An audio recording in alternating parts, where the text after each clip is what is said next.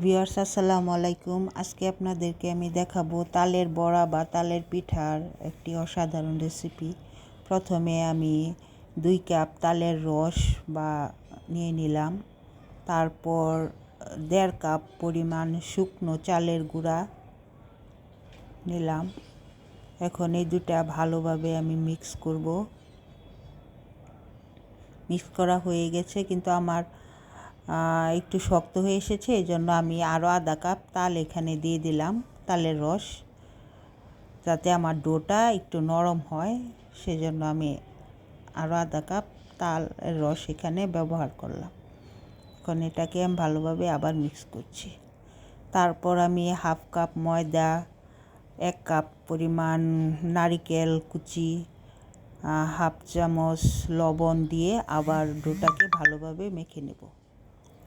তারপর মাখানো হলে তারপর আমি 1 কাপ পরিমাণ চিনি এখানে দিয়ে দেব। 1 কাপ পরিমাণ চিনি দিয়ে এখন আমি ডোটাকে ভালোভাবে আবার মিক্স করব।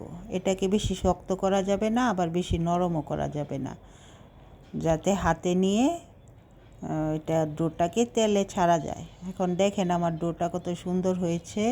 এখন আমি এটা অল্প অল্প করে বল আকারে, এটার কোনো নির্দিষ্ট কোনো শেপ হয় না, তবুও আমি চেষ্টা করছি মোটামুটি একটা শেপ দেওয়ার জন্য।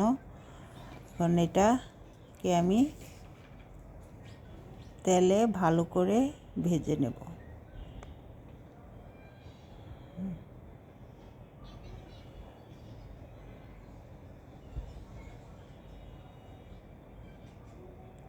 আমার ভাজা হচ্ছে।